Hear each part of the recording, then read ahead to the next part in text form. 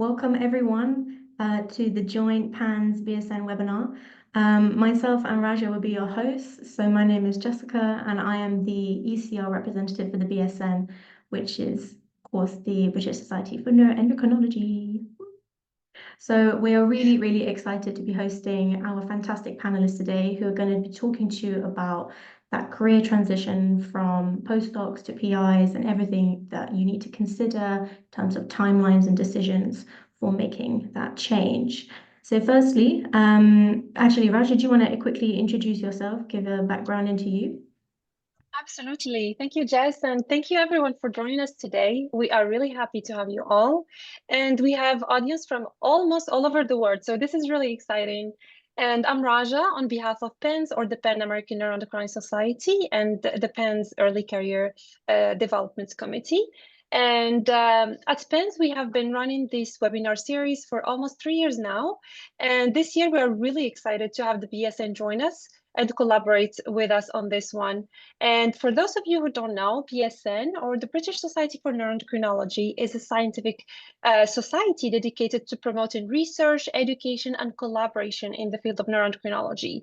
PSN is a very supportive society, particularly for early career researchers. They offer resources, career development opportunities, and they foster a collaborative community. It is working to raise the profile of neuroendocrinology through global policy engagement, public outreach, and research dissemination. So please, if you are not already a member, join the BSN. And yeah, let's get this started. Fantastic. I'm also quickly introduce PANS as well. So the Pan American Neuroendo Society brings together both basic and clinical scientists interested in nervous and endocrine systems from molecular to systems level. And whilst it's based in the Western Hemisphere, PANS welcomes members from all over the world, which is really testament to our audience today. Hoping to advance excellence in neuroendocrine research and support junior researchers, particularly those from underrepresented minority groups. So again, if you're not a PANS member or a BSN member, please sign up. Fab. So let's hand over to our fantastic panelists. Please, if you could give an introduction to yourself, your background, and then we will kick off with some excellent questions. So Aleisha, do you want to start us off? Yeah, sure. You can hear me okay? Yes, you sound Great. fab. So yeah, thank you so much, Jess, Raja, the rest of PANS-BSN committees for the invite to speak today. I'm really excited about it. It's going to be fun, I think.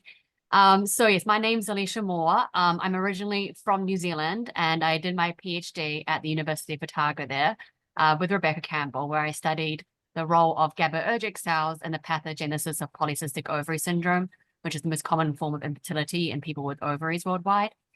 And then I moved to the US to do a postdoc because I wanted to go down the academic route. So I went to the University of Mississippi Medical Center with Professor Mike Lehman, where we studied a bit of a different thing. When I was in my PhD, I looked at a mouse model of PCOS. In my postdoc, I used sheep as a model to look at candy cells and their role in gene-enriched pulse generation and the control of fertility. So during my postdoc, I had a really great mentor that was really supportive of me being able to get independent research space. And that allowed me to apply for some really good grant mechanisms in the US through the National Institutes of Health. And I got a career development award. So where I was able to then combine my sort of PhD and my postdoc interests, looking at PCOS and candy neurons together. So now I'm looking at the role of candy cells in the pathogenesis of PCOS. And so after my postdoc, I am now a tenured track assistant professor at Kent State University in the Department of Biological Sciences here.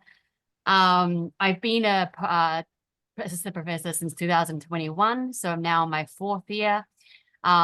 Due to the Career Development Award that the NIH has, this means that I have really good protected research time, so about 75% of that time, although this particular university is also pretty good about giving you research time. So you might want to discuss maybe differences throughout this session.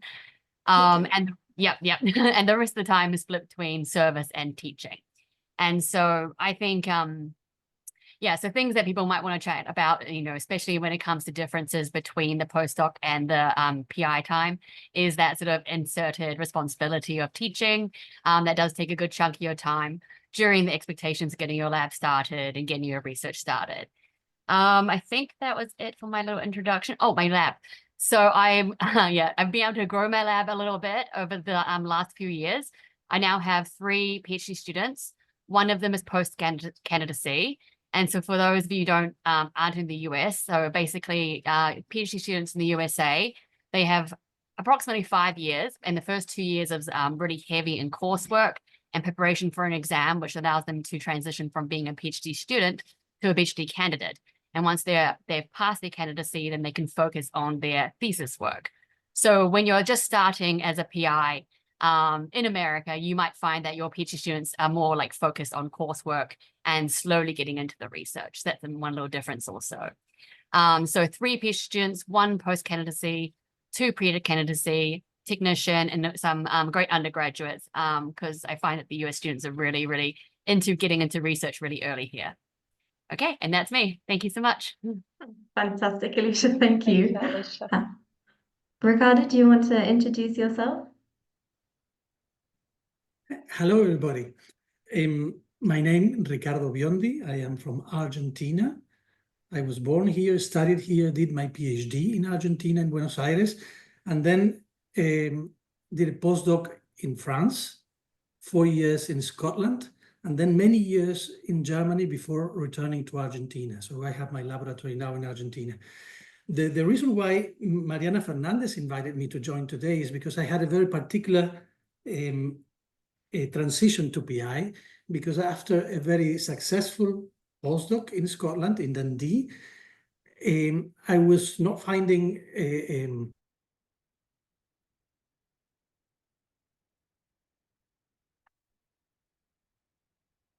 Ricardo? we co-funded. Sorry? Sorry, your internet Go ahead, cut you just really briefly. Keep going, So keep going. we co-founded a spin-off company, and then we went back into academia when the resources for investment companies were not very good. And I did the rest of my career in academia in Germany before returning to Argentina. So if there are questions related to the passage through a spin-off company, I am a strange example of that. Thank you, Ricardo. And shout out to Mariana Fernandez, who made this connection and who's also my colleague at the Pan-American Neuroendocrine Society and the Early Career Development Committee. And Alice, do you want to introduce yourself? Hi, thanks. And yeah, huge thank you for the invitation to be part of the panel. I think this is a great idea and a great union of 2 good societies. So I'm excited about this. Yeah, so my name is Alice. I started my lab fairly recently, so I've only been going for about 2 years. But prior to that, I spent a lot of my academic career in University of Cambridge. So I worked with Frank Ryman and Fiona Gribble. My research focus is in incretin hormones and trying to understand how we can kind of best leverage them therapeutically. So I think my career has definitely benefited from incretin hormones and the time that we're in terms of obesity therapeutics. So I think there's a comment there on timing and knowing when to kind of make the transition, which I'm sure we'll get to. But yeah, so I trained with Frank and Fiona for both my PhD and my postdoc. I had a brief interlude where I went and explored the Cambridge biotech scene. So I had a stint in industry where I worked as a life sciences specialist, but found that I really missed the lab and that I was definitely a obesity diabetes geek, and I missed knowing what the field was up to and what the most recent publications were. So I came back for my last postdoc that went really well, was very fortunate to get a fellowship off the back of that. And upon being awarded my fellowship, I found out about a possibility to join the Center for Cardiovascular and Metabolic Neuroscience at UCL. So I applied and was extremely fortunate to get my lectureship here at UCL. So I've been running my lab now for 2 years, almost exactly, actually. And I have a small but high-performing team. I'm very grateful to them. So I have a PhD student and a postdoc. And we also have kind of a fluctuating number of masters and undergraduate students that join our research team as well. So right now we have, I think it's 6 of us all together. But our kind of core team is the 3 of us. So myself, my PhD student, and my postdoc. So yeah, that's me. Thank you, Alice. Marco? Yes. Well, thank you so much for inviting me, and it's an honor to be part of this panel. I mean, seeing people from all over the world, I think this is a definition of what science should be about, you know, making connection and cutting bridges. It's very cool what you are all doing. So my name is Marco, as you can hear from my accent. I'm originally from Italy. My trajectory to science is a bit peculiar because I am a pharmacist by training. So pharmacy school in Italy is 5 years, but I, for some reason, completed all my classes in 4 years. So I felt, you know, super smart or whatever. So I went to the directors and asked to graduate, but they told me that they were not going to make an exception to make me graduate earlier. You can imagine how mad I was about that rejection after working so hard to complete classes earlier. But I took that as a chance to do something else. So there was the pharmacology professor in my school that had a very small laboratory, and she was working with rats and giving them alcohol. When I heard this thing, I was like, wait, what? Rats could drink alcohol? That was like insane for me at the time. So I spent that additional year volunteering in her lab. For where I come from the south of Italy. You cannot be a professor. So the reality is that you think the professor are these unreachable people, and you know they have parents that were professor before them, so they trajectory was easier. So I never planned to be a professor. I never planned to get into science because I knew that was not possible. But there was an opportunity to join a lab in the north part of Italy for my PhD, because I was so upset at the pharmacy school at the pharmacy. So I wanted to do something else for a few years. So when I joined the lab for my PhD, I moved from the south of Italy to the north. The difference between the south of Italy and the north is stronger than Italy with US, for example. So the difference was very remarkable, I have to say. But it was a great experience. And when I joined the lab, my mentor told me that there was the opportunity to travel abroad and, you know, go to US for 4 months just to have an experience. During my PhD, my English was terrible. I will say I didn't speak a single word of English because I didn't study English moving in high school or college. So I was like, okay, sure, why not? I was young, energetic, probably my PFC was not all great at the moment, so I was more impulsive, and I said yes, I'll go there without speaking the language, because I thought, you know, it will be relatively easy. So I moved to US for 4 months, and I never left after that, because when I came to US, I realized that, you know, you could become a professor, and it doesn't matter if you are young or if your family is not necessarily from this kind of world. So I ended up doing all my dissertation thesis in US. I joined the National Institute on Drug Abuse. So my PhD mentor became also my postdoc mentor because we were working very well. My English was still struggling, so I was not ready to go, you know, and join another lab. I felt very secure within my lab, and it was easier to stay there. So I did my PhD there, I did my postdoc there. And then I started to learn about the American system. You need to get grant. We were talking about transition grant from from postdoc to PI. Being an international student is good, but also you cannot apply for so many other grants that are around. So there are very specific grants that you can apply only to those 2, actually. So either you get those or you don't. Luckily, I did get one. So this made me able to jump into my PI position. I started my lab at the University of Maryland School of Medicine in Baltimore. So I moved like few thousand miles, few hundred miles down. It's very close for where I did my postdoc. So I started in 2021. The lab has been growing very nicely. Right now I have So the lab is created with 4 PhD students, 1 postdoc, and 1 research assistant. We don't have undergraduate students because we are at the School of Medicine.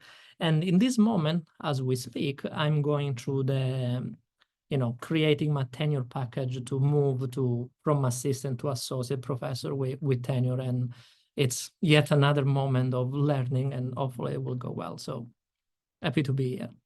Perfect. Thank you so much, Marco. Gabby, do you want to give an overview of yourself? Yeah, can you hear me? Yes, sound perfect. Yeah, thank you for having me. It's wonderful to hear all these stories here, and great to see so many participants in the webinar. Yeah, I'll add to the diversity of the panel, probably by being the oldest. And also having a slightly strange career path, maybe. So I'm originally from Austria. I studied zoology and very soon got very interested in neurons and what they're doing. And very early on in my master's already decided I wanted to do chronobiology. And I've been working with rats and pineal gland. And then I did my PhD at the Max Planck Institute for Ornithology in Germany for 4 years. And then I spent the sort of intermediate year in France, in Strasbourg, slightly associated with the PV lab, not in a position, but sort of joining them. And then I went to Aberdeen, to the university there, with my then partner. And then so we worked on soy sheep and always working in chronobiology, and changed a bit from day-night rhythms to seasonal rhythms. And then I kept moving further north. So about 11 years ago, I moved to Norway, to the university in Tromsø, which is very high up in the north. It's also a reason why I got a bit late in. I was stuck in a herd of reindeer on the road. So I got there to a very nice group with several master students, PhD students, lots of interesting work going on, but then decided for private reasons to leave academia. So I'm now working in the institutional sector at the Norwegian Institute for Bioeconomy, which luckily enough was in need of a chronobiologist.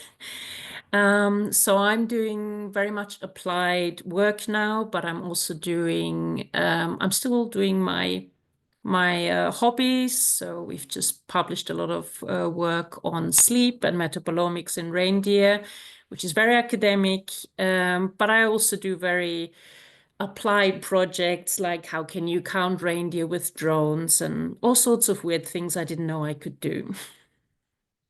That sounds amazing, and also the best excuse ever for being delayed is reindeer roadblocks. And it's amazing.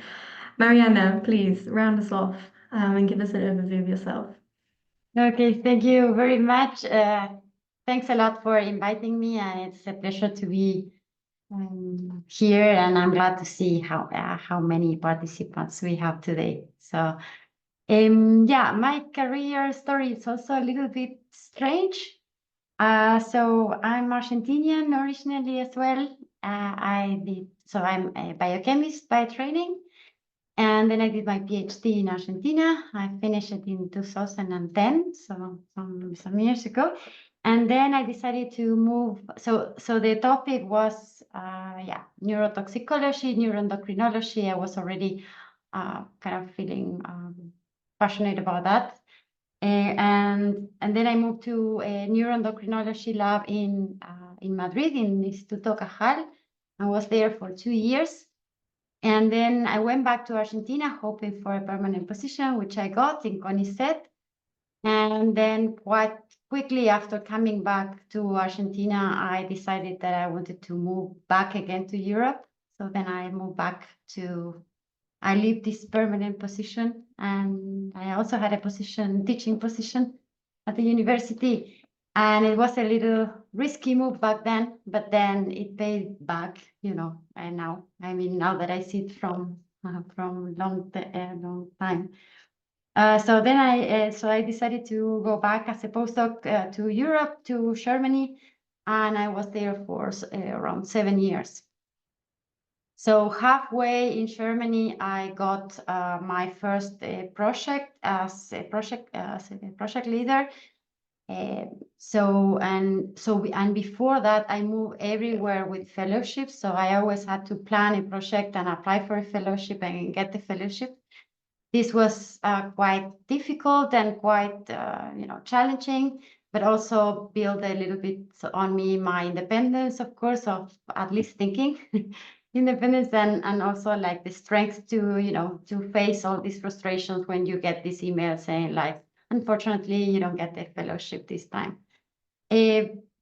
So then, so halfway of my second postdoc in Germany, I got this first grant, and then things started to get a little kind of more looking like PI positions. So I had this project to run by myself. I could hire people, but then I felt that I wanted to have a permanent position somewhere. So then I started applying for tenure-track positions. My goal was to find tenure-track positions without teaching. And this is what I applied for where I am now in the north of Spain, in the Basque Country. So this is very northwest of Spain. And here there is a foundation for science that offers tenure-track positions and positions as a permanent researcher. And then I got this position in 2022. So I started my own lab as a group leader officially at that time. And then I was lucky enough to get a European grant, and this allowed me to apply for the permanent position earlier than finishing the 5 years tenure track. So I'm permanent. I have the permanent position now earlier than expected, luckily. And so our main research question is to try to understand how the circadian clock starts working. And we are, it's kind of a really big question to answer, and we are trying to approach this from the molecular perspective to the mouse to the humans. And so we are on that at the moment. We are at the moment we are here 3 postdocs, 1 PhD student. We are lucky to have a lab manager, project manager that help us with all the administration and so on, and 2 technicians. And we have like undergraduate students, master or bachelor students, 1 or 2 per year. So, but we are kind of starting and trying to get motion going. So, and I'm happy to answer any question or any discussion. Awesome. Thank you, Mariana, and all the panelists for this really, really cool introduction. I think you all gave us really good material to work with here. And I believe that one of the questions that a lot of postdocs have is, when do you think is a good time to start job applications, and how did you know you were ready? And also, if you could please briefly share your experience on how many job applications you made, how many interviews you got, and how did you make the decision to choose the institution you are currently at? Whoever wants to start. I'm happy to start on that one, if that makes sense. I think in terms of timing, I think timing is kind of everything to a certain degree. So I think what's important to keep in mind is that often in the UK especially, your hiring panel will be looking at you in terms of what you can bring for ref. So this is the kind of research evaluation framework. So if you have a key paper that you have really driven that's come out recently, it's probably going to be a good time for you to start looking for applying for jobs. There's kind of like a bit of a sweet spot, I guess. If it's been 2 years since your last big paper, then maybe that's not the time. But I think you kind of need to take advantage of a good paper when you have it. I think also in terms of knowing when you're ready. I don't think you actually ever do. I think you just have to try it and see what happens. And I think that's definitely the approach that I took, which I was kind of thinking, well, it's easy to talk yourself down. It's harder to make yourself actually do it and go for it. And so I think my recommendation is, you know, provided you've got a good publication track history, you've got some evidence that you're able to bring in funding as well, go for it and see how far you get. So yeah, I think that's my 2 cents on that. Aleisha, yes. Yeah, so I can't really talk too much about all the interviews and stuff like that, which I know can be pretty exhaustive typically. I had a pretty unique situation where I was headhunted for this position, which doesn't happen too much. So very lucky in that sense. It saved me a lot of time. But I can speak maybe a bit more following what Alice said about whether you're ready. And like she said, it's one of those things that you just kind of feel in your bones sometimes. And something a bit more solid advice maybe is if you can like write down a 5-year research plan that is a work that's independent for you, then you can potentially convince yourself that you actually have, you know, enough of the like independent thought and ideas and drive to be able to get a lab up and going. And that would also really help when you start your interviews and you actually be able to present this to the panels as they want to see your research plan. They want to make sure that it is separate enough from your mentor, because some people might be really lucky to get the opportunity to do their own research or be able to prove that they were the primary one driving a paper in their postdocs, but other ones maybe don't have quite those, like that luck. It might just be really, really great workers and really great thinkers, but haven't had that opportunity yet to actually put into practice some independent research. So potentially writing down a 5-year plan could kind of help cover all those bases. So that's kind of my 2 cents on that. That's a really good point, actually. And something which Jing has just asked as a question in the chat is, when you're trying to actually write your scientific plan, what's a good balance of whether you pick the work that you've been doing in your PhD or the work you've been doing in your postdoc? How is it that you decide what your scientific niche is? Do you choose a different area, or how did you all decide what you were going to try and write your first group leader idea on? I think, oh, go ahead. No, go, Marco, tell me. Marco. I think in my case was, what is your real passion? Because, you know, when you go through these interviews and when you write your research plan, you can tell if it's something that really doesn't excite you, but it's something that your PI mentor, you know, your mentor, your postdoc mentor, your PhD mentor was doing relative to something that you are instead interested. Sometimes it's a risk to do that. You know, you need to find an equilibrium for what is feasible and what is a crazy idea. But for sure, you want to find something that excites you, because when you open your own lab, there is nothing there. Like there are 4 walls and nothing else. You need to build from the very bottom, and you want to motivate your student, because when you are a postdoc, most likely it's a very oiled machine. Everything is working. There is a senior scientist that will order gloves for you. And then suddenly there is absolutely nothing. So you want to find something that excites you so you can motivate your student moving forward. Can I just check in there? I think what Marcus said is really true for all of science. It's a very big pond with a lot of big and small fish in it. And the only thing that will keep you swimming is the passion. And I think apart from all the usual things you have to do and the luck you need, if you haven't got the passion, it's no fun being there. So if you're really, really driven, you don't worry about what you did in your PhD or even your postdoc. You have to focus on what you want to do. And I think that would be my advice in general at this transition to PI, is you have to find what makes you burn. And everything that is not a hell yes is a no. Focus just on that. Awesome. Thank you, Gabby. Aleisha, did you want to add something? Yeah, I can add, so for my specific scenario, I took something that was kind of related to my PhD and kind of related to my postdoc and combined that together to create my own niche. But I did find, and like, you know, looking back now, that meant I was also quite still relatively close to other people's research. And then eventually it starts to kind of close and overlap a bit. So it's good because the advantage of that was that when I was applying for grants, I could prove to the grant reviewers that I have the expertise for the specific area that I'll be going into. I have the like technical skills to go into it. So they gave me relative confidence when they were, you know, marking my grants, my independence.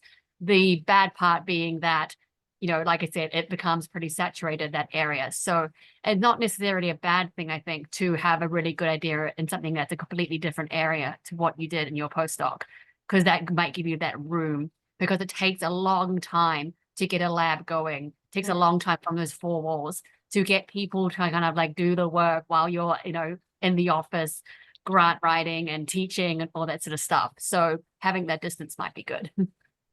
Mike has also dropped some wisdom in the chat saying it's important to make sure as part of your postdoc experience to have frank and open conversations with your current PI. For example, what can you take with you for your independent research program? So that's also a really great tip. And I see we have a really cool discussion in the chat. Thank you guys. Please interact with each other, ask us questions for the panelists. Mariana, you wanted to add something? Yeah.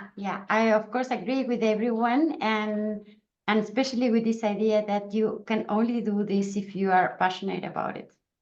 And I think, I mean, the way I found to really see where my niche is to learn as much as I can. So read and learn, and like it will just come. What you like the most, and the knowledge that you need to plan or to have a good idea about a particular topic. But the reading is not like I start reading when I'm about to apply for a PI position. The reading has to start at the very, very beginning of the career, because only then you can have the amount of knowledge that you might need to have a good idea or to really know what you like or what you want. So yeah, I think reading is like absolutely essential. This is a great point, and it actually touches upon one of the questions on when you start writing your research statement. So really, this is something that starts early on.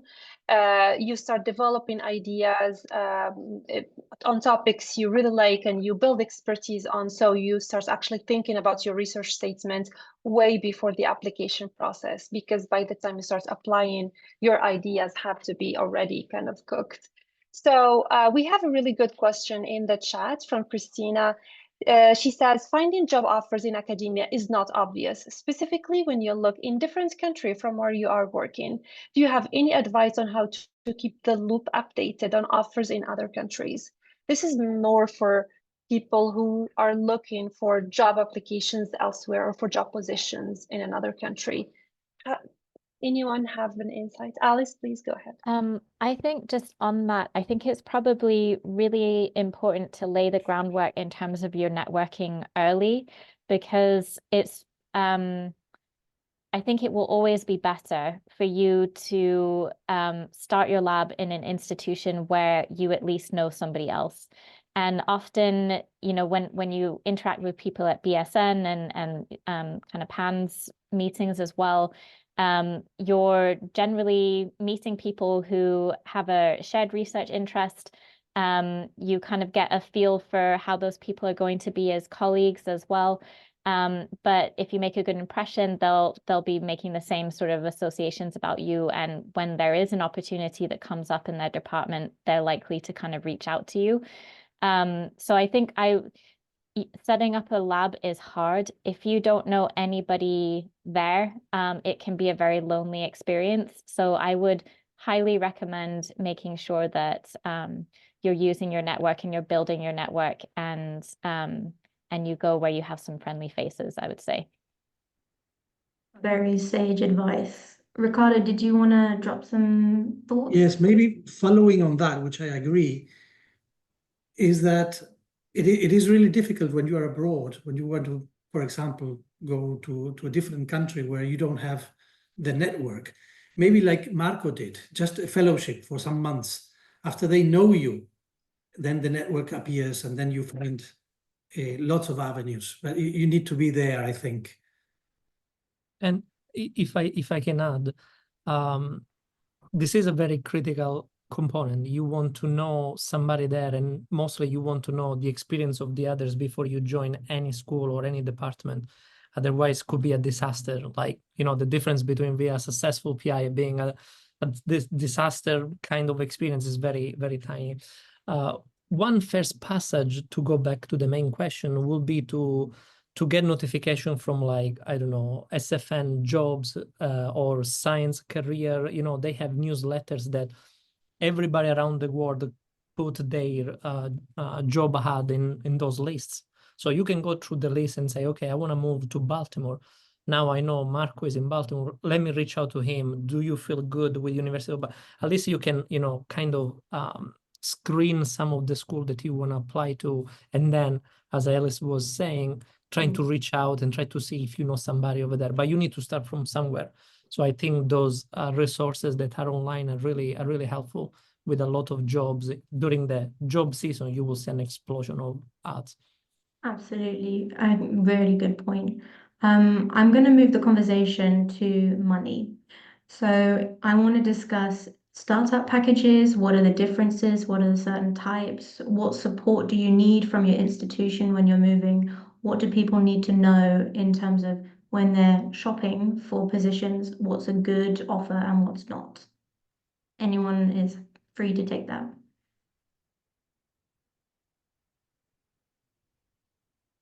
Mariana, do you want to? Oh, Alice, go for it.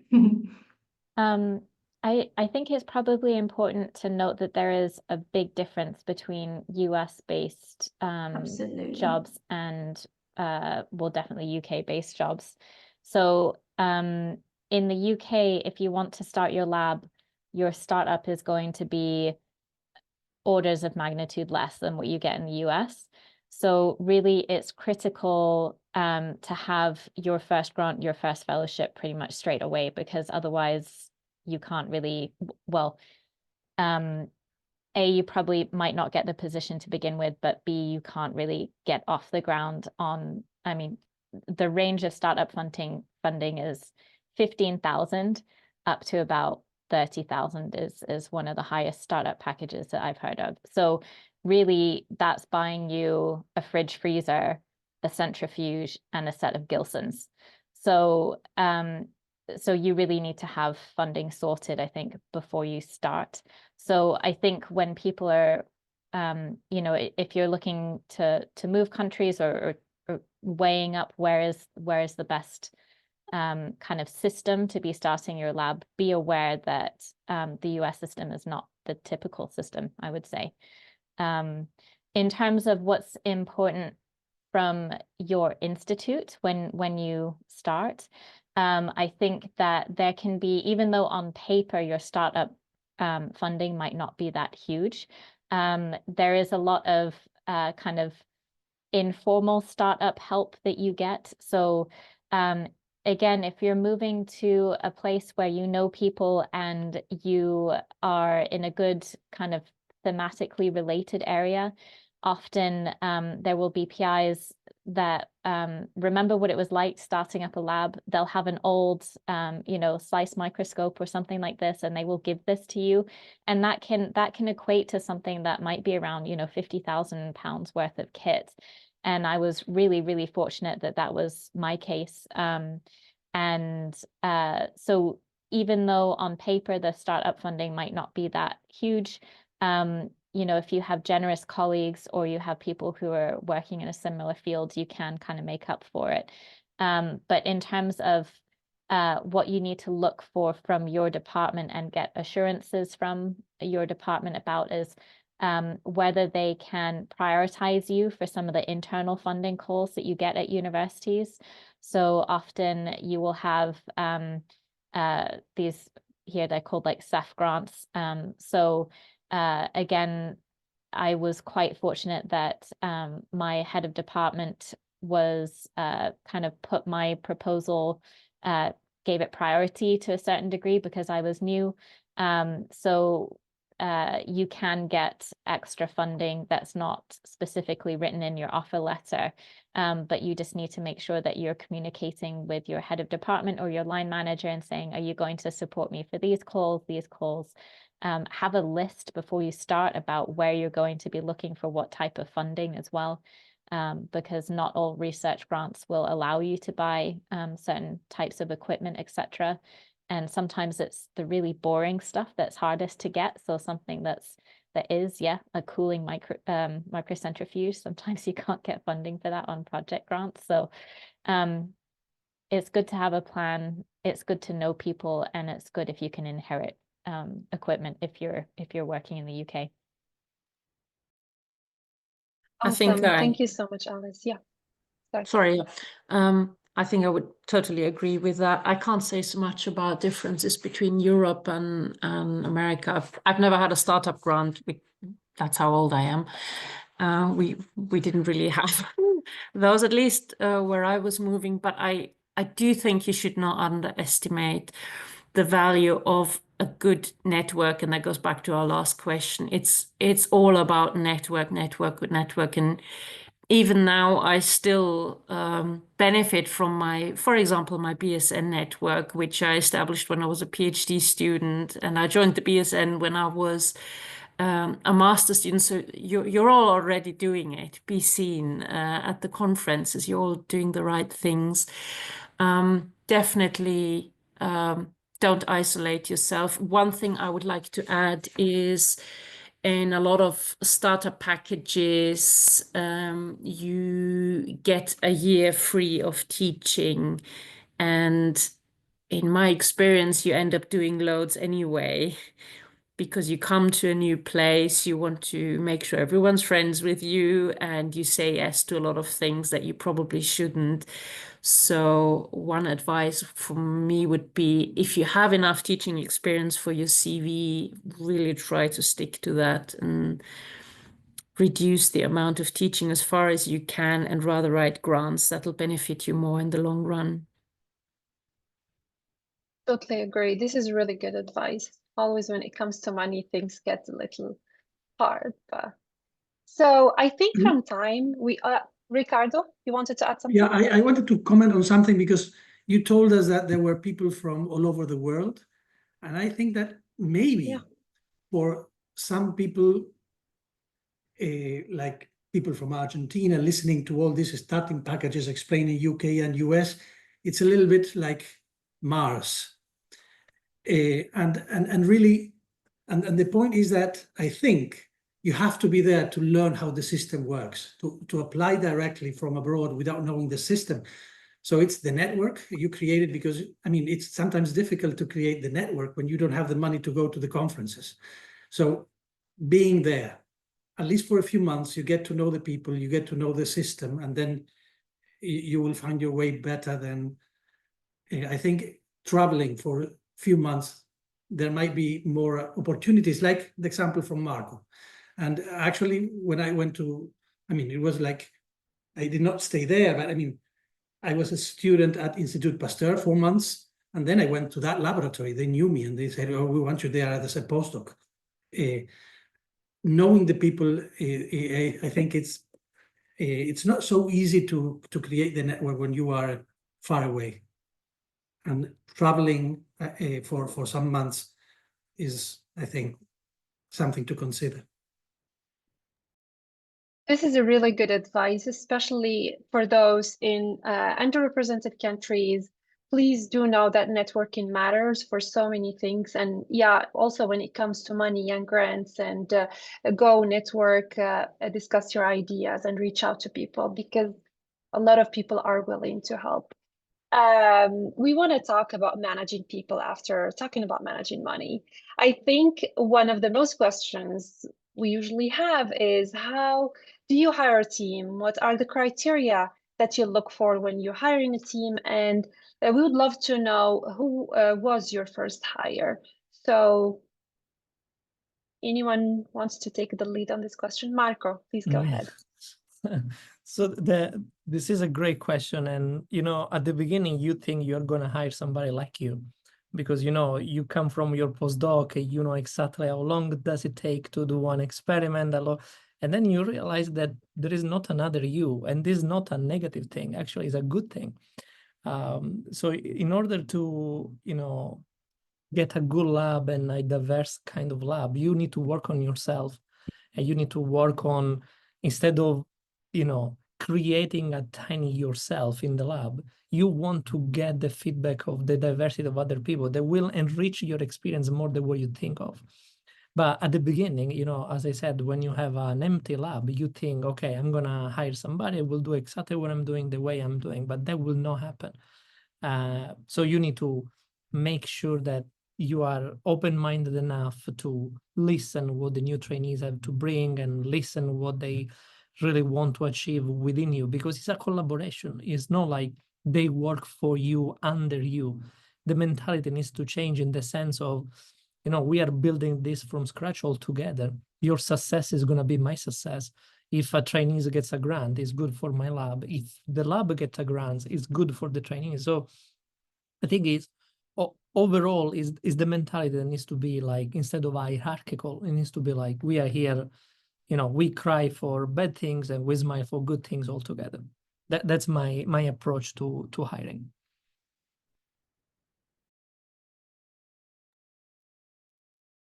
I can go. Aleisha, go ahead. Yes, please. Yeah. So my first hire was a research technician, and I feel like we have in this you know, part of my world a lot of really good candidates, because they tend to be students who are in between graduating university and wanting to get into like medical school, graduate programs. So they're really driven, they work really well, they're really smart. So that's great. I've got some great research technicians. What the more difficult one is hiring postdocs, and part of that is because you've just been a postdoc yourself, so you're really junior, and now you're competing with people who've, you know, got giant labs at big name universities and have a proven record of being really great mentors. So that can be really difficult to kind of convince people to come and, you know, take a chance on you. Which means that, you know, like we were saying, it doesn't mean you're necessarily going to get another you who's fully trained at, you know, everything you need in the lab. You need to be willing to just look for somebody who's driven, you know, good attitude, and is, you know, willing to learn. And then you have to put time in to teach them. So you have to, that time, you know, part of, you know, when you start at university, they'll, you know, like we said before, not make you teach too much and stuff like that. Put that time into training people in what you need to do. And that's, I think, the best way to go about that. I agree. And actually, we've had a comment in the chat which follows on from this conversation. So Mario was asking, has anyone had a hiring experience which they've learned from, like some key red flags or green flags for particular candidates where you think yes or no? I think one of the red flags for me is if someone has no other interests. So I'm always looking for people I can collaborate with that are also passionate about other things in their private life or in an artistic life. I think that generally helps the atmosphere and the stability. Completely agree. If I can add to that, sometimes it's not just the individual. Sometimes the individual is just fine, but then when that individual is within the team, that creates some, let's say, red flag or green flag. Sometimes you need to see them, you know, all together to realize, okay, probably this is not the way I want a lab to look, or, you know, this guy, you need to make sure to get into those conflicts early enough. But sometimes there is nothing with the person individually. Sometimes it's just, it doesn't work within the team. And I wanted to also, oh no, Mariana, yeah, tell us. Did you have a comment? Yeah, I mean, I think this is one of the most difficult things of the whole show. And I mean, what I've learned, I mean, what I've heard from more senior people is that you might feel that it's the right person and it turns out not to be the right person, and the opposite. And I think this is super challenging. Every person has different ways of enhancing their skills and like trying to work on the weaknesses or like the not so strength aspects. And I mean, my experience so far has been challenging, I have to say. So yeah, let's see how it goes. I mean, sometimes it goes really well, sometimes well, and sometimes really bad already. So I don't know. I mean, I think it's the most complicated part of our shop, definitely. I definitely think in terms of the step change in skills and what you've already had experience with, hiring a team is definitely going to be that brand new aspect for when you start your own group, certainly. Sort of in line with this conversation of having a team and managing people, I also wanted to discuss mentoring and mentorship.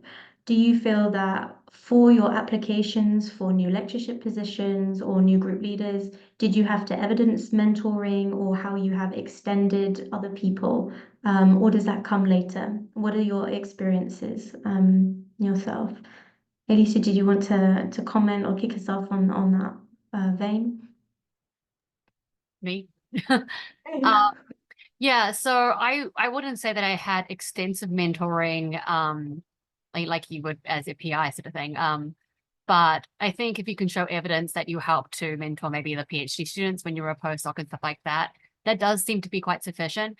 But there's also lots of different courses that you could take in mentorship that are available at like different societies and stuff, different conferences. So you can show that you're really actively trying to learn how to be a mentor. So that's one way you could kind of do it. If you don't, maybe you don't have a big lab with lots of other students to mentor actively, you could show that you're learning. I think just to follow on from that, I think also a lot of universities themselves or departments will have mentorship schemes that you can kind of sign up for, and that's what I did, and it was, yeah, it was useful. I think everybody can say on their CV when they're applying for things as a senior postdoc, you will have supervised and mentored PhD students and undergraduate students in the lab. I think if you can demonstrate that you've taken that as a personal interest, and you've looked for external opportunities to advise outside of your own research group, it's nice for you. That's most importantly, you know, you get to work with students that you otherwise wouldn't, and you mentor them in a different way as well. I think often when you're supervising students in the lab, it can feel like it's the nitty-gritty sort of hands-on practicality side of things, whereas if you're mentoring students from a slightly broader context, you get to talk to them more about career development and what your career journey has been, or things that you think about when you're looking for your next stages. So it tends to be a slightly different experience, I think, if you look for opportunities outside of your own lab as well. Yeah, awesome. And this is in line with what Victor just put in the chat, and it's really good advice for all of you out there. Before hiring, ask for and pay attention to reference letters. I think this is really important. At the beginning, we may just be happy that someone would want to join the lab when you just started, but this is precisely when you have to take all these comments that are being discussed into consideration, as well as the letters, because a bad person can be at his career stage even more damning for the lab later when the lab is bigger. So be very selective on skills and personality. This is the really, really good advice, and it goes in line with everything we are discussing right now. Thank you. All these comments were really insightful. And I think something that also we wanted to discuss today is tenure, because at the end, this is like one of the ultimate goals of the newly hired assistant professors. And our question is like, what was your 5-year plan for tenure?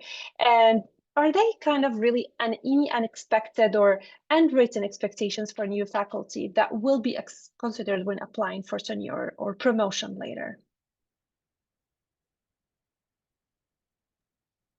Anyone who's applied? Yes, Alice, go ahead. I guess the kind of tenure structure is a little bit different sometimes, depending on which institution you're in. But I think, at least in my experience, generally those requirements for tenure or requirements for passing probation need to be extremely clearly laid out. And that's something that the institution will do to protect itself as well. And often you will find that there is a career progression framework or yeah, kind of checklist almost that you need to hit. So in general, it's pretty clear what you need to deliver. And often you will have a pretty intensive, I guess, sort of onboarding or probation sort of check-in with your line manager as well. So my probation period is 3 years, and all throughout that period, I have regular kind of check-ins with my head of department, and you just kind of make sure that you're on track, and it's an opportunity for them as well to flag anything if there is anything to flag. So generally it should be pretty well laid out. I'm going through it in this moment. Yes, please. Yeah. Yeah, as I was saying earlier, is a learning experience, because, you know, as we were saying about moving from postdoc to PI, you never feel ready. There is this moment of, oh my God, you know, the imposter syndrome or whatever it's called. You feel like, you know, these tenured professors are way ahead. I will never make it there. But in reality, you know, you need to join a department that wants to see you succeeding. If you are lucky enough, or if you find a department that it's there for you, that will happen. It's the natural consequences of just being in a good and supportive environment. Because, you know, they will tell you, they will form, like in my case, I have a tenure track committee. So we meet every 6 months. What I'm doing, what I plan to do, I'm staying in line with things that I plan to do 6 months ago or not. And it was just a natural thing. I didn't even realize that everything was happening. And then in my last tenure committee, we were like, okay, I think you are ready. You should prepare the package. And, you know, I was very excited to hear that. You need to, we were saying this at the beginning, you need to plan this ahead. Don't think to, you know, because you come from your postdoc period and you are thinking 1 or 2 projects at a time, and, you know, you want to get it done and publish a paper.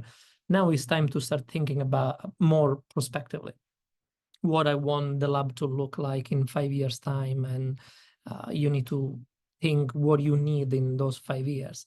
And most likely is always grants, funds, papers, increase your network. So if you have the possibility to present around, it's very important so people can see that you are building upon your identity as a scientist. And then it will happen. It will just happen.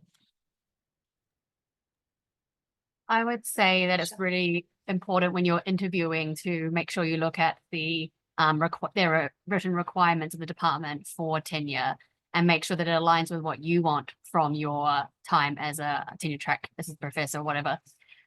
Because some, you know, tenure will not only, you know, be part, you know, judging on your research, but also in your service and teaching and stuff like that at some places. So if you're interviewing for like university and it turns out that, you know, requirements for tenure involve like way more teaching than you think will be what you want, that might be a red flag for you in terms of joining that department. Very, very good points. So with all of this going on in the background, how have you managed in terms of balancing your life commitments with also really big career changes and transitions? Do you have any advice about how you personally managed it or found it for people that will go through it in the future? Maybe Mariana, do you want to give your comments or your thoughts on this? I might not be the right person that knows how to balance this. Yeah. So, yeah, maybe. I mean, I just you know, I just So you're invest a secretly lot telling of, us that you have no work-life balance. I mean, I do, but I invest a lot of time and a lot of effort in this shop. I Yes. work a lot of hours with a high level of concentration, and I Yeah. try to, you know, get as many things done as possible and to learn as much as possible, as I said before. Absolutely. And it's not that I'm putting aside my personal life, but my work life has a really a strong impact on my 24 hours.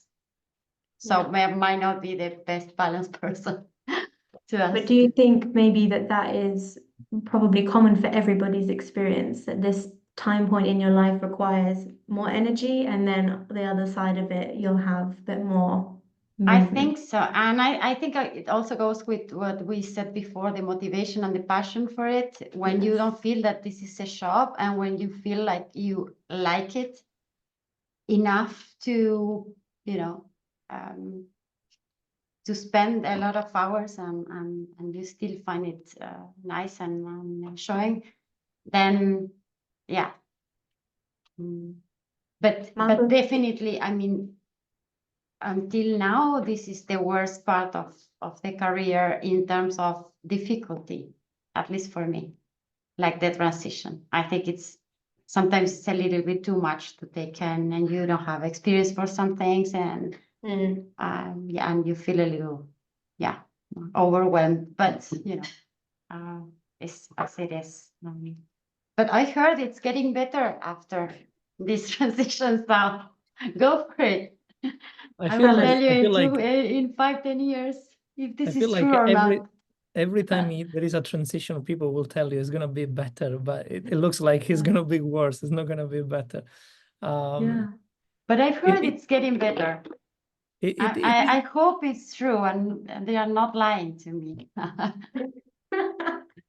We'll do this seminar again in the next 5 years, and you can and see what happens. I think it's very difficult. I mean, we need to be realistic. This is an investment on yourself. This is an investment on your career. And like any other investment, financial or otherwise, it's very risky. And you need to put 110% of yourself. Because unfortunately, this job is beautiful, because we are the luckiest in the world. We wake up and we run experiments and we do things that do not exist. I mean, if you think about it, it's just magic sometimes. So we are the like, but the competition is getting higher, higher, and higher. So the differences are very minimal at this point. So if you want to make a difference on a job talk or, you know, your job application or everything, unfortunately, everybody applying for a job, they are really, really good. Like, you very rarely receive an application that is bad or not ready, because at this level, everybody kind of made it. So then, you know, committees and people in charge will look for these small details, and the small details are in this investment you did on yourself. Did you attend the seminar for career development? Did you mentor more students? Did you have more teaching experience? And I know that sounds kind of cynical in a bit, but this is the reality. If you can manage to have those few differences, that will make a huge impact on your job application. And as we were saying, this life balance, it's a very tricky question, because, you know, I have my passion and I really love what I do. I paint, I have my motorcycles, but you need to find time to do those things. And there are periods that I am not able to ride my motorcycle. I'm applying for a grant, there is a deadline. So I know that I'm going to suffer a bit, and I know that my motorcycle is looking at me like, can we go, please? But there are other times that you have more free time. I think somebody wants to jump in. Alice, yes. I just wanted to say that it's also worth, at this stage, talking to your partner, if you have a partner, talking to your partner and just making it clear to them as well that this is a period of your life where it's going to feel crazy and as Mariana was saying, overwhelming. And there are going to be times when as Marco was saying, you don't get to have time off and do things outside of work. And I think it's hard for us, but we're the ones that have the kind of, we understand why we're doing it. Sometimes your partner might not be clear to them. And to them from the outside, it looks as though they're with a crazy person who's stressed all the time. And they keep going back for more and they don't understand why. So I think it's important to make it clear to your partner why you're doing it. Also understand what their limits are as well, because everybody can only take so much of living with a crazy person sometimes. So make sure that you've got a pretty strong communication going, I would say. And also having a partner in science it doesn't make it easier as well. Even if they understand, sometimes it's very difficult on timing and life outside of love. Absolutely. Yeah. Also, Aleisha, please go ahead. You had something? Sorry, I was just going to say, yeah, I think there are definitely periods where, like, for instance, the grant is due or you're giving a big talk where it's going to be crazy. But I think we all need to make, like, me included, a more active effort not to establish a pattern, because I think when you start with a PhD, especially if you're like, you know, in a short PhD and you feel the pressure to get papers out during that time period, you're told, you know, or you're encouraged, or people go woohoo when you work a lot. Same with postdoc, it's always tends to be like you need to get a lot of work done so you can get to that PI position. And then once we're here, I really think we need to like figure out a way that we can stop that pattern so we can actually establish, you know, that work lifestyle at this point. Because I think now we do especially we're only answering to ourselves. So, and we're like, you know, now we're the people who people are looking up to. So now like my PhD students are looking at how I work, you know, my technicians are looking at how I work, and I want to be able to try and set like, you know, an example of like, okay, there are going to be periods when I'm really, really busy. But in general, I'm trying to put boundaries down for myself for the number of hours I work, and that I do have that time and I do those hobbies. So how realistic that is, it's always a work in progress. And but we are trying, I think. So yeah, it is getting better because we are trying, and people are more open to talking about that, especially even within the department and even with like my chair and stuff like that. They're also more willing to make sure that that's happening. So this is a really good point, Aleisha. Thank you for bringing it up, because yeah, you don't want to establish a pattern for yourself, but at the same time, you don't want to give example to your trainees so they wouldn't think that this is the way it should be. And I think we have a really good question, good questions in the chat. Matthias is asking, I was wondering, what are the things you found out to be the hardest on building your own scientific identity during your transition? Sending the best regards from Brazil. Hi, Matthias. Anyone wants to answer, Matthias? Because I think this is a really good question. The whole thing about building your scientific identity when you're coming from a lab where actually your PI is working on the same stuff or some of the same stuff you want to take with you later. Anyone can give an inputs, advice? It's a hard question, huh? Maybe I can tell my experience, but I'm not sure it's very typical. I moved from understanding molecular mechanisms into developing new compounds that could mimic, for example, the protein is phosphorylated and it changes the conformation. Now we went into small molecules that would mimic what the phosphorylation does. So I had to establish also links with chemists to develop these molecules. And surely there was already a pattern of my own experience previously, but it was definitely something absolutely new when we went into partnering with chemists to do something absolutely different to what we've done before.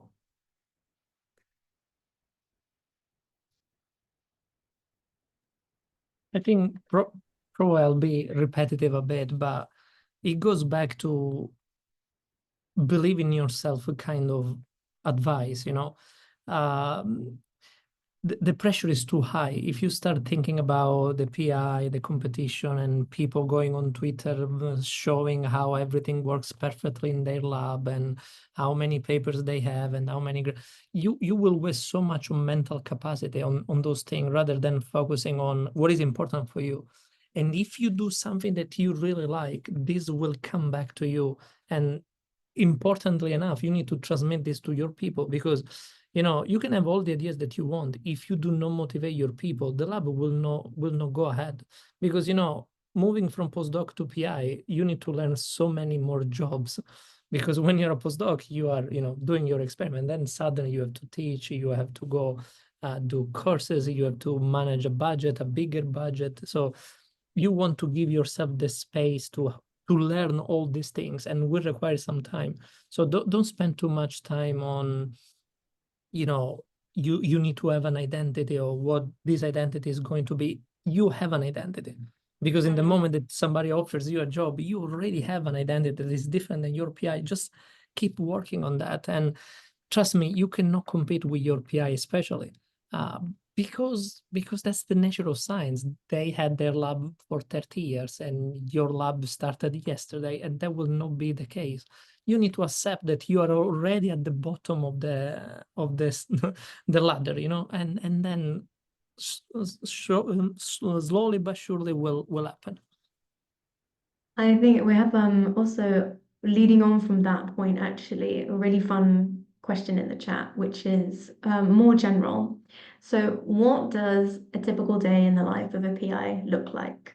So are you drinking coffee, writing grants, meeting with your students? What are the things that you spend your most time on, and how is that different from your postdoc life? Like, what was the sudden change in task type that you noticed the most? Yeah, Aleisha, tell us. You're not in the lab. I just want to say that you go from being in the lab all the time as a postdoc, and now you're not in the lab. And honestly, that's okay. It's part of that natural transition that happens. You're like, actually, other people can do the lab work. That's fantastic. They're feeding me data. That's great. But that is a very big difference. So you do have to kind of be aware of that. If you're lucky, you can get in there. And then it gets to a point where the PhD students tell you to go away because you don't know where anything is, and you start to screw things up. So you have to kind of make that transition into office. Yeah. And coffee. Yeah, very important. Very true. You have to be emotionally ready to step away from the bench. Does anyone else have any insights for what they're doing day to day? Actually, Gabby, because you are not technically an academic scientist, how is your industry scientist life looking like? Yeah, I totally agree. Stepping away from the bench is emotionally difficult, but also great fun to get lots of data presented that you can play with. So it's very enjoyable. Personally, I discovered that writing grants is actually something I really enjoy, which I didn't enjoy very much as a postdoc. But I think for me, it was one of the biggest changes in my career was attending lots of conferences that have nothing to do with the pineal gland and chronobiology. And it's been such a boost of creativity. So I would advise everyone to go to a conference where you know nobody. It can be one of the most refreshing things. And I actually spend a lot of time doing that. And yeah, now my life is still writing grants very much. Lots of reviews, managing people, managing different systems for getting grants or within the institution. And then every now and then I can spend a day with the reindeer on the mountains and jump on a snow scooter, and that's also great. And coffee. Sounds fun. I'm not gonna lie. Sounds great. That sounds amazing. Marco, sorry, I thought you had something to add. No, I was sharing my daily life. It's mostly spending time with trainees. I do still spend a lot of time in the lab, but probably they hate me being around, to be honest. I don't know. I feel like it makes me feel still part of the system. It makes me feel, because once again, what excites me is the science. Then there is a lot of background and grants to write and stuff or meetings to have. But the really good part for me is being in the lab and doing the science. And yeah, it's very typical scientist day, go to the lab, check on data, and then write grants, and then write more grants, and then be upset because some grants didn't get funded. and then being accepted because the paper didn't get, so, you know, is the usual. But it's exciting. Yeah, no, this is really Marco. Sorry, Ricardo. I follow on Marco. Part of the work is really fun. Is talking to the people in the lab and making them enthusiastic to learn the background, why we are doing this, what are we aiming. It's because it's often that we see just the bench experiments and the results, and there's something that is behind. And at the beginning, when they start, they don't really realize or you told them, but they forget because they look into the small details of everyday experiments. And to go back into looking where we go in 5 years, in 20 years, why are we doing this? I have a lot of fun in this part, and that creates the enthusiasm as well. Absolutely. These are all great points. We have almost exactly, actually, 10 minutes to wrap up. So we would love to have these 10 minutes for you, or each of you, to share your take-home messages for the trainees. What are your advices, thoughts, also you can talk about the struggles, because yeah, we know academia is full of struggles. What are the biggest struggles you actually experienced, and if you had to do it all over again, what would you change? So whoever wants to go first. I can start maybe. Gabby, go ahead. I think going a bit back in the discussion about all this work we have to do and putting all the hours in, I think especially in science, there is a long, long history of a continuation of abuse. And one of my favorite things to do these days in my daily work life is to send people home, to take a break and to get a bit of bigger perspective of what's important. And for those of you who haven't got children and think they're effective, you know nothing. You get so much more effective once you get children, but also your priorities will change. And you should take that serious. Gabby's out here speaking facts. I couldn't agree more. And I love that that's like one of the last summary points. Does anyone else have any final comments or key take-homes that they want to express? I can go. Perspective is the key, because as I said, you feel like the grant didn't get awarded and you feel it's the end of the world, but it really is not. You know, you can apply for so many more grants and the same grant could be reused for other grants and stuff. Perspective is the key. The only advice, I mean, I'm nobody to give advice, obviously, because who am I to say anything? But the only advice is that science is changing. And as I said, because of my experience, I come from a place where, you know, a student with a normal family will not have access to being a professor. And I think it will be very important for the next generation of trainees, you know, the generation after us or whoever will, to make this change happening. We need to cut those barriers. We need to really believe in diversity in the sense of not just talking about it, but just do some action about it, because now we do have the power to do that. And this meeting is an example. You know, you all are doing a great job putting all of these people together. And the more we talk about it, the more potential I see for the future. You know, if I need to look back at myself when I was, I don't know, 20, 24, I wish somebody was going to tell me, you can be a professor even if your dad is a blacksmith. It doesn't really matter. But when I was a kid, when I was younger, there was nobody was telling me that. There was no a seminar like this that I was attending and, you know, learning from somebody else's experience. So I think aside of what branch of science you are working on, that's the key for the future, because otherwise there is no reason to do what we are doing. That was beautiful. I'm not sure mine is going to be as beautiful as that.